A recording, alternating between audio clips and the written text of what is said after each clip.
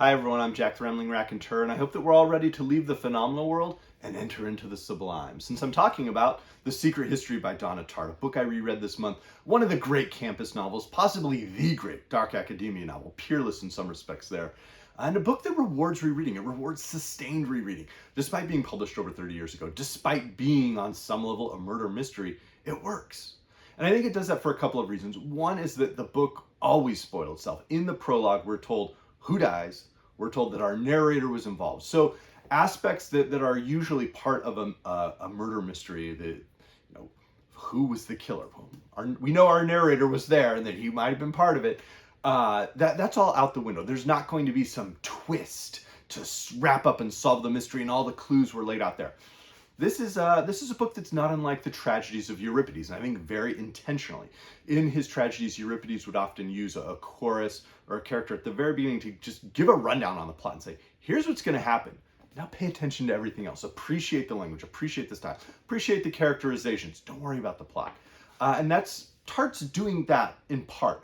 But she's also giving us another sensibility and another aspect of reading that isn't often remarked upon. And that is this: if we know how the arc is going to pass through these characters' lives, if we know what's going to happen, what does it feel like as a reader to watch night fall and descend upon these characters? To watch the shadows sort of come closer and closer and closer, and then start to touch and brush these characters and see them transformed. See them, become these new individuals who are quite frightening in several respects. That's a different reading sensation. It's not something we often get. We're often shown these plots that build and develop and do these interesting things, heroic or unheroic. Here, though, we're told what's going to happen to them, so we can feel the apprehension, this sense of dread about what we see happening to these young adults. That is one reason it works so well, is that sensation. Another is, I think, something that The Secret History does incredibly well, and I think it's something that's very hard for a reader in the midst of young adulthood to appreciate. It's something that perhaps we start to recognize when we're 24, 25, certainly in our 30s, 40s. I think we recognize this even more. And that is how The Secret History reveals what happens to us and this self-recognition that comes upon us in our adulthood. Because as so many of us enter adulthood, we get this chance to discard who we were when we lived in our parents' house, when we had the same group of friends who'd known us from childhood, who grew up in the same neighborhood, who we spent years at school with together. And we sort of fell into certain, archetypes and corners of that classroom, and we always sat in the same seat, and we occupied the same seat at our dinner table. So who do we become when we get to be free? When we get, whether it's going away to college or university, whether it's finding a job and moving out of the house, whether it's getting in a long-term relationship, moving in with someone, all of these different aspects that allow us to now become someone new, to go away and find ourselves. But one of the things we recognize later on as adults is that the self we found was often not the self we set out to seek. That we quest for someone new, some new aspect of ourselves that we get to peer in and find, and yet it's not the person we were looking for, it's someone else. And we're stuck with this person. We're living as this person now, and we have for years. We've become a new 10, 20-year self that has fallen into these certain, corners and these seats, and we just stay there. So what does that feel like? Because what Tartt gives us is a narrator who starts to realize that by the end, that he has, he left California, he left the gas station his dad owned. He sought out this new college, on the other side of the country. He was so excited to be there. He picked a major that would not give him a traditional college experience, that he was going to be working with a small, close-knit group of friends. So what does it feel like to become that person and then realize that this wasn't who I was trying to become? What does that mean? Or what if the person I've become is a monster? What if the person I've become is actually reprehensible? What does that mean about this process of transformation? The road's not taken. Well, what if the road I have taken is terrifying? And that is something that I think so many of us recognize, despite the fact that thankfully we haven't killed any of our friends from college. But that sense of growing up and yet also feeling lost and moored in a new harbor that is always going to feel a little strange and unusual to us, is something that this book does so well. It captures so well. And it's something that I would encourage folks who have read The Secret History to come back to in another 10 or 20 years and get that sense that Tartt's capturing. But what is the book about? Well, it's a collision of the classical and modern worlds. It's a book that is, there's some Plato, some Euripides, but there's also some Nietzsche. There's a fair amount of nihilism in this book. And it can be dark, but let's just get a sense of the world that we're given from the very beginning. The snow in the mountains was melting, and Bunny had been dead for several weeks before we came to understand the gravity of our situation.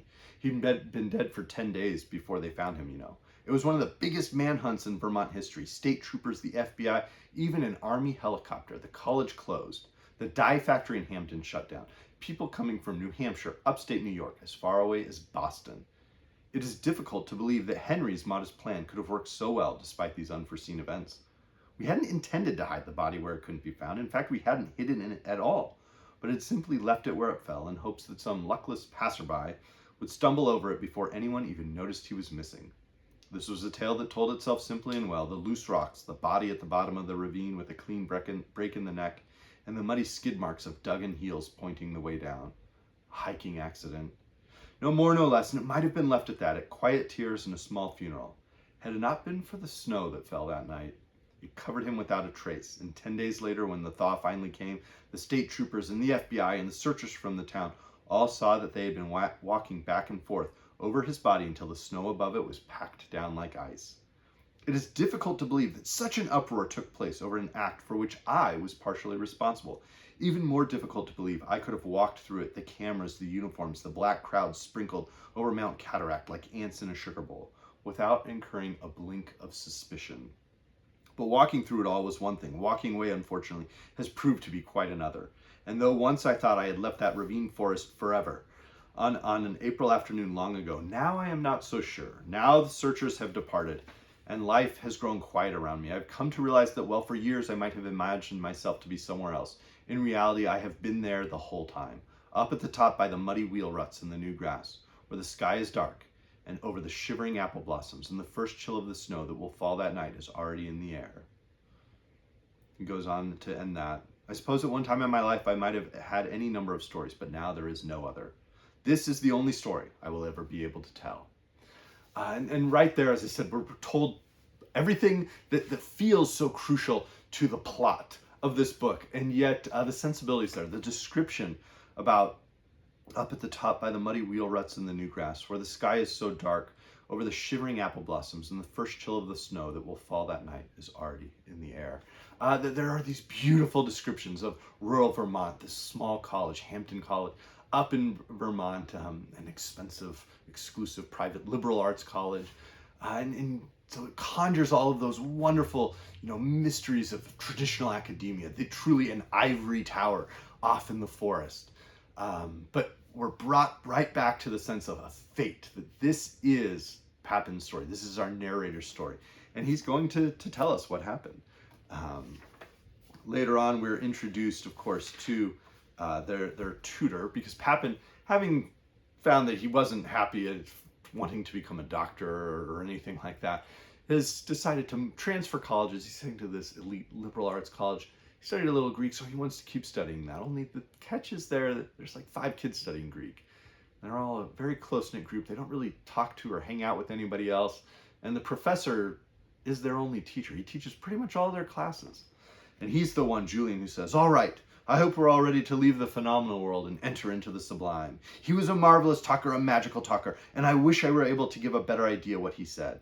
But it is impossible for a mediocre intellect to render the speech of a superior one, especially after so many years, without losing a good deal in the translation." The discussion that day was about loss of self, about Plato's 4 divine madnesses, about madness of all sorts. He began by talking about what he called the burden of the self and why people want to lose the self in the first place. Apropos for a college student. "Why does that obstinate little voice in our heads torment us so?" he said, looking around the table. "Could it be that it reminds us that we are alive, of our mortality, of our individual souls, which, after all, we are too afraid to surrender, but yet make us feel more miserable than any other thing? But isn't it also pain that often makes us most aware of self? It is a terrible thing to learn as a child, that one is a being separate from all the world, that no one and no thing hurts, along with one's burned tongues and skinned knees, that one's aches and pains are all one's own. Even more terrible, as we grow older, to learn that no person, no matter how beloved, can ever truly understand us. Our own selves make us most unhappy, and that's why we're so anxious to lose them, don't you think? Remember the Erinyes. The Furies, said Bunny, his eyes dazzled and lost beneath the bang of hair. Exactly. And how did they drive people mad? They turned up the volume of the inner monologue, magnified qualities already present to great excess, made people so much themselves that they couldn't stand it. And that's a dash of foreshadowing to add to this cocktail of a novel. He goes on discussing all these ideas, a contrast between Romans and Greeks. So there's this level of like hearing ideas, particularly for those who grew up under the aegis of Western civilization or the heritage of Greco-Roman culture. Those totems are all present.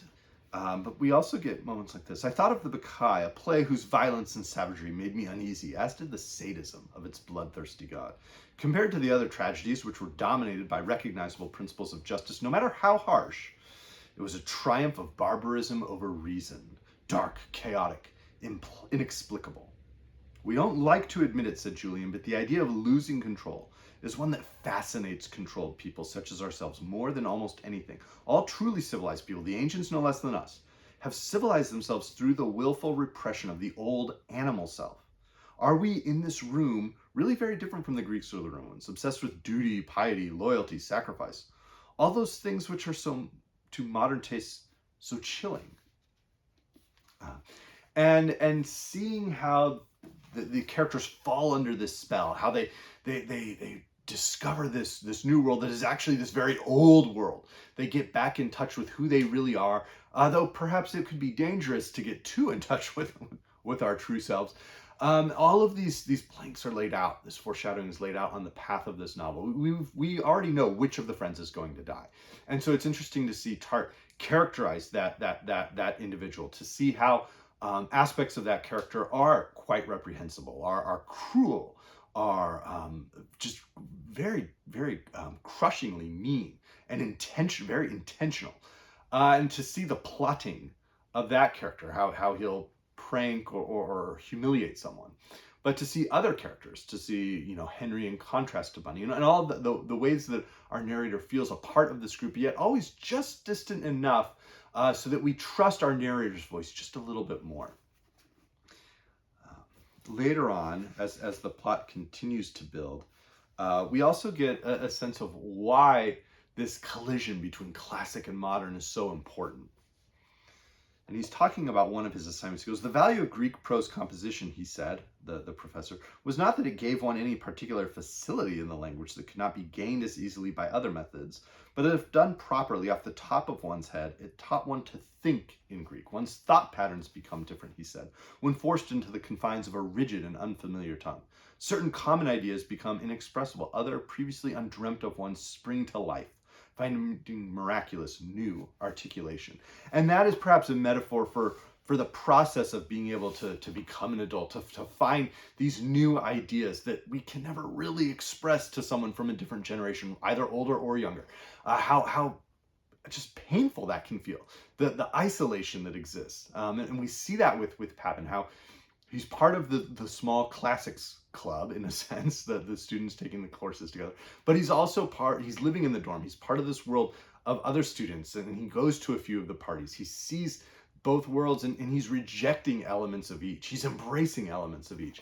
And that's something that we all go through as we become adults. We take the bits and pieces from others, from mentors, from our friends, from people who are younger than us, and who inspire us to reframe questions that perhaps we've already answered.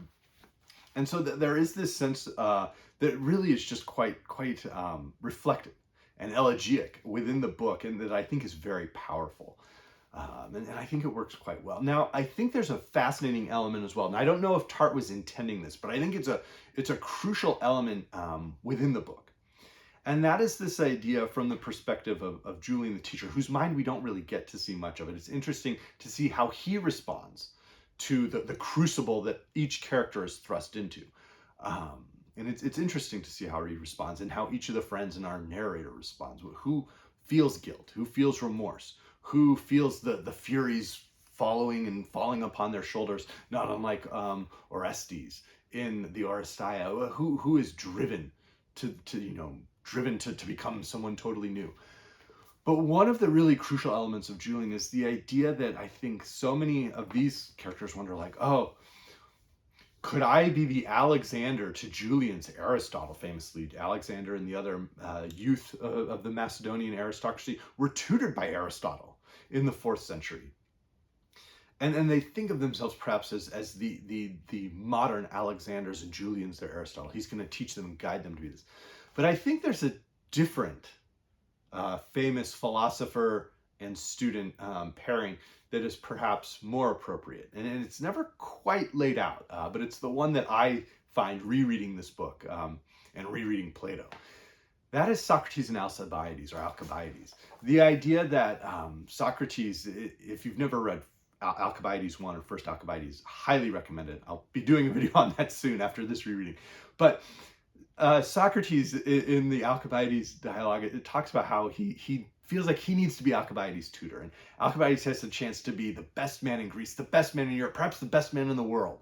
And Socrates can help him become that. Socrates can teach him and tutor him to become and form that person. We know that Socrates and Alcibiades had this association, that Alcibiades' decisions, rash, impulsive, reckless, disgraceful on some level, during the Peloponnesian War would sort of be held against Socrates. That wasn't explicitly what he was condemned for, but that was held against him in his ultimate trial. And it's something that Plato, I think, grasped. And certainly the writer, Plato or otherwise, of First Alcibiades, grasped on some level as well. And there's something about that pairing that I think is much more relevant than Alexander and Aristotle. Alexander and Aristotle, it's just a parody of what these, almost clownish children on some level are throughout this novel. The distance that Papin possesses, we take on and telescope even farther out as readers to recognize just how foolish the characters can be. And it is not Alexander who is our the touchstone to compare these characters to. It is firmly Alcibiades. And Julian perhaps is cast as a Socrates who has failed on some level as the teacher, the tutor of these students, who has led them to a level from a height that perhaps they couldn't climb down from, and that they must simply fall down from. Finally, it's quite interesting to see the parody of the funeral and the way that everybody has to gather at the funeral, the way that we have characters who helped commit a murder acting as part of a search party and taking on all these different roles, grieving friends. And Papin says, "It was one of the worst nights of my life. The house was filling with people, and the hours passed in a dreadful streaky blur of relatives, neighbors, crying children, covered dishes, blocked driveways, ringing telephones, bright lights, strange faces, awkward conversations. Some swinish, hard-faced man trapped me in a corner for hours, boasting of bass tournaments and businesses in Chicago and Nashville and Kansas City, until I finally excused myself and locked myself in an upstairs bathroom, ignoring the beating and piteous cries of an unknown toddler who pled, weeping for admittance." And this is the guy we've been spending 500 pages with. And that's perhaps the only criticism I have of the novel, is that the arrogance, the narcissism, the nihilism of the characters in this book can feel a little bit grating, and perhaps that's the distance of my own age. But that's the only caution I would make, is there are elements of the book that feel a little too wrung out, a little too detailed. Every time we're able to return to some wonderful descriptions of the campus or the forest or the buildings. One is even called the Lyceum, another touchstone to the idea that this is Aristotle to the kids Alexander. But don't fall for that trap. But it is a book that rewards reading. I'd encourage you to read it if you've never read it. I'd encourage you to reread it if it's been more than 10 years since you've read it, because there's much to appreciate here in Tartt's book. So, some recommendations, of course, the Greek historians, Thucydides, Xenophon, Herodotus. Thucydides is probably the one that's closest to where these characters are going. The dialogues of Plato, I think, are very crucial. The idea of particularly the idea of like the philosopher as teacher to the students, the philosopher who's going to help students uncover this new aspect of themselves and become someone new. There are references to specific dialogues. Fyodor is referenced as perhaps a better choice for a reading at Bunny's funeral. But as I said, Alcibiades, despite never being mentioned in this, is in the Secret Histories, perhaps the character I find our characters closest to. Explicitly referenced in the book, but much later on, is Dostoevsky's Crime and Punishment. And I think this is probably, the book that Tartt had in mind as she was working was, what is it? Here we have Raskolnikov, who sets out to commit a murder, and he thinks he's smarter than everybody else and can get away with it. And we see how guilt weighs on him. We see Dostoevsky's version of this inner self and the shame that just crowds upon Raskolnikov. Here we have characters who perhaps fall in that category, but we also see different reactions to murder and how they respond to their own choices. The philosophy of Nietzsche, I think, is absolutely crucial. The idea that some of these characters do think of themselves as Leopold and Loeb-esque overmen, and that they can embrace something. I don't want to give away what leads to the crime, because I think for those who haven't read it, it is quite interesting to see what led to this, what did transpire, and perhaps that there might be more than one death that's crucial. Certainly, Ninth House by Leigh Bardugo, I think, updates some of these ideas. The excess sort of 80s style literature is replaced here with something that feels a little different. There's quite a bit of fantasy involved here, and ghosts and such. Yet many of the feelings, the different houses, the sense of clubby superiority that everybody possesses, or the sense of like jealous, envious inferiority that characters possess, and also the idea that those who we think of as our friends perhaps are or perhaps are not, is very close. As I mentioned, Euripides, I think, is the crucial playwright that Tartt is working with. And if you've never read Euripides, the translation in Grief Lessons from Anne Carson is absolutely fantastic, but it can be quite hard to find a copy of the Bacchae. I would recommend reading it, but one thing with Euripides is he 100% does spoil the plot. He tells you what's going to happen, and he wants you to just appreciate everything else. Speaking of Carson, her appreciation for classical literature leads to works like Autobiography of Red Doc, that go in a very different direction and yet are equally fascinating. Other works that I think the characters perhaps might have opened up and read would be certainly the Tragedies of Seneca.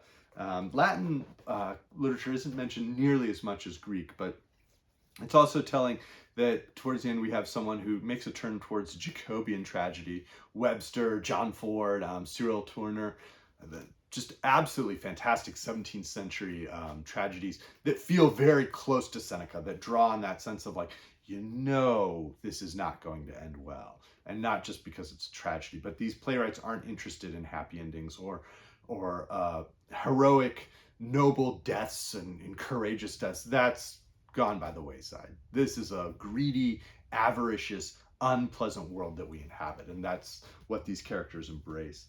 Another touchstone would perhaps be Evgeny Onegin by Alexander Pushkin. This sense of sort of young versus old, classical and modern, the violence that transpires. I think all of these come into play. Other books from that period that are close. Certainly it's a great contrast to J. McInerney's Bright Lights, Big City, one of the novels of the 80s. And Michael Tolkin's The Player, I think, is perhaps a little closer. The idea of a narrator who commits a murder and then just sort of gets how does he get away with it? Does he try to get away with it? What does it look like when we have a Crime and Punishment set in, the heady and hedonistic 80s, 90s? So the last one would perhaps be The Big Chill, about a group of friends getting together, that being a film, not a book, but about a group of friends getting together after one of their friends has died, and sort of remembering that they're not who they were, but they all recognize who the true self is at the core of each friend, and just that. It's a much happier film than what these other works involve. But that was a book, that was a movie I kept thinking of and playing through, like, oh, this is kind of a satire of that as well. So let me know if you've read The Secret History. Let me know if there's other dark academia books you enjoy. I'll include my old dark academia tag from almost 4 years ago in the description box below. But I hope everyone's doing well. Thank you.